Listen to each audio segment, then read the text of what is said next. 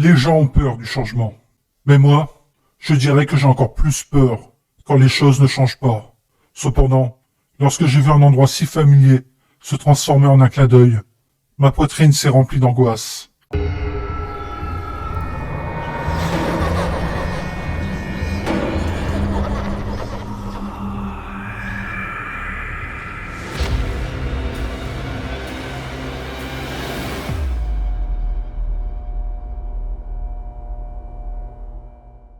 Le niveau 30 des backrooms, également appelé cycle aquatique, est un vaste complexe de piscines composé de sections aquatiques segmentées et interconnectées dont la sécurité varie. Le complexe est divisé en 5 zones distinctes, chacune avec un agencement différent, qui sont reliées de façon linéaire. Cependant, 2 des stations ont été progressivement interdites aux autres avec des piles de débris aléatoires, car l'une d'entre elles contenait probablement des produits chimiques dans son eau, laissant les vagabonds malades, tandis que la seconde a été laissée dans des conditions déplorables, étant supposée être le lieu de naissance de la peste de l'hydrolytisme. En entrant dans le niveau, on se retrouve dans la première station, Totum, estimée être la plus grande et la plus habitée. Bien que son architecture varie selon les sections, certains aspects sont communs à toutes. La plupart des piscines sont recouvertes de carreaux de céramique monotone et délavés, avec un revêtement de sol en ciment athermique, ce qui maintient une température tiède constante à travers différents réglages. Le bâtiment est principalement entouré de murs opaques, séparant l'extérieur par de multiples couches de verre et d'acrylite. L'extérieur montre souvent un paysage montagneux, avec son brouillard masquant les frontières entre la terre et le ciel. De nombreuses stations de machines sont présentes de manière récurrente dans le niveau, afin de maintenir l'eau dans un état tiède constant, à l'exception des stations qui ont été abandonnées. Bien que le reste du complexe reste silencieux dans la majeure partie de son espace, suffisamment pour entendre les ondulations de la piscine, les bruits provenant des dalles de drainage indiquent que ces équipements sont également entretenus par des systèmes souterrains. Certaines sections du niveau 30 sont instables, bien que les sections du parc aquatique apparaissent comme adjacentes, sans déviation sur son chemin. Les zones menant à Totum peuvent être trouvées sur Terminus, à travers diverses salles et piscines. Ces espaces non clippants peuvent être identifiés par de légers changements, avec leur apparence qui s'amplifie proportionnellement à la proximité d'un être avec ses effets. Les digressions les plus courantes sont la distorsion de la matière et la perte des limites physiques. Cette dernière est surtout visible avec les objets proches. Au cours de la traversée, on connaît une brève période d'obscurité, avant de revenir à la première section.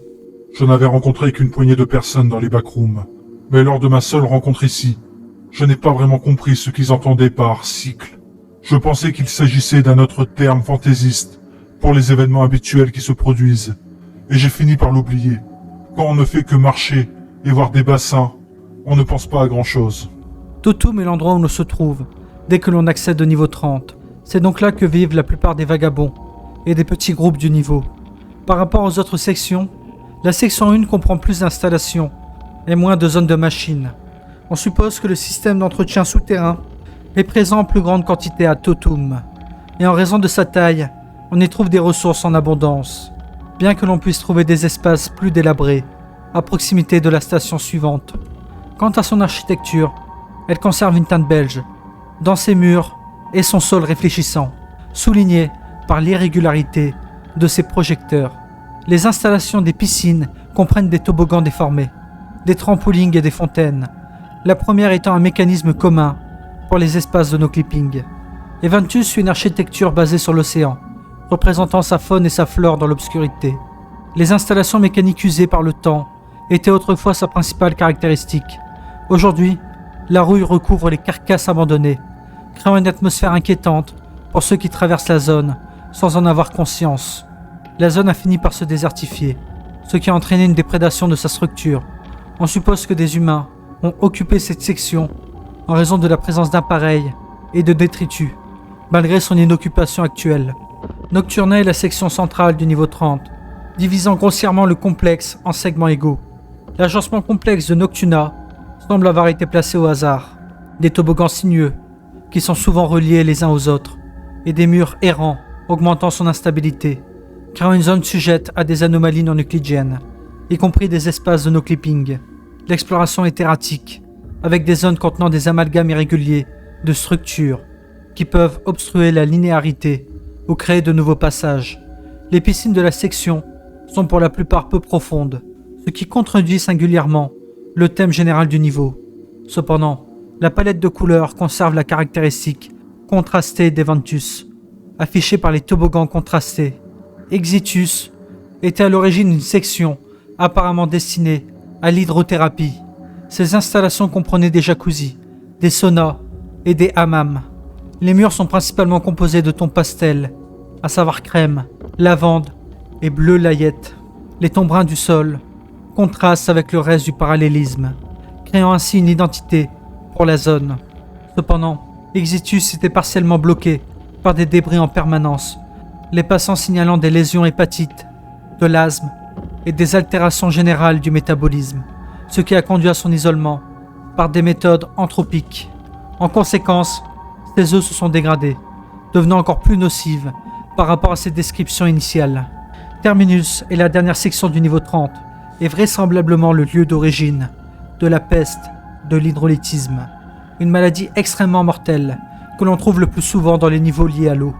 L'éloignement du point de départ du niveau est la théorie la plus plausible pour expliquer la prolifération de la bactérie, car moins d'efforts étaient nécessaires pour maintenir l'eau à niveau. Quant à sa cause spécifique, l'absence de chlore a facilité son expansion. La structure de Terminus est composée d'un nombre incalculable de détritus et de poussières, comme si elles avaient été laissées à l'abandon. Son agencement labyrinthique résiste à ceux qui traversent ses bassins et ses couloirs fragmentés, ces derniers étant un moyen de transport possible vers la première station, Totum.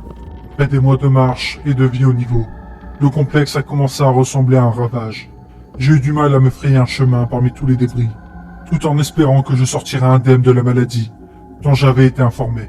Comme je suis ici pour raconter l'histoire, je dirais que ça s'est bien passé. Malgré l'existence de groupes stables antérieurs dans ce niveau, aucune colonie ou avant-poste n'est installée au niveau 30, et ce, en raison de ses particularités erratiques.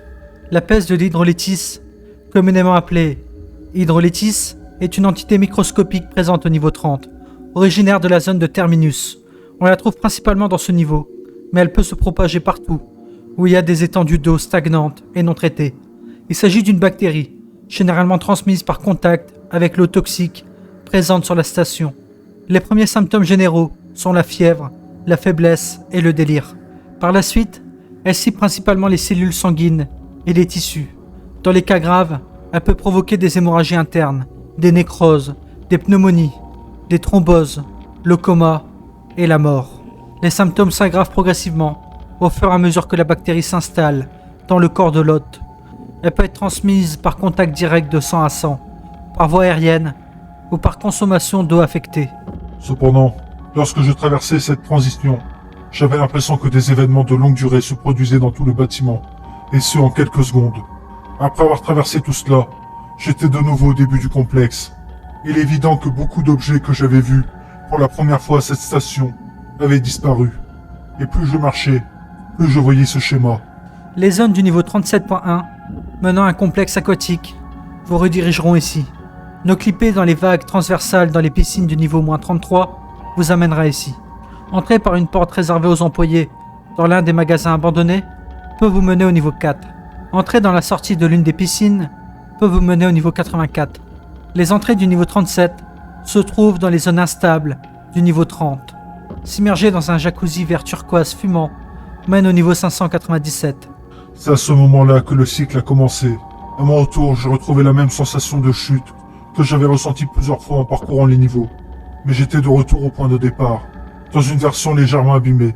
Au cours de ma deuxième aventure, j'ai fini par accepter son point de vue. Il suit une vieille devise.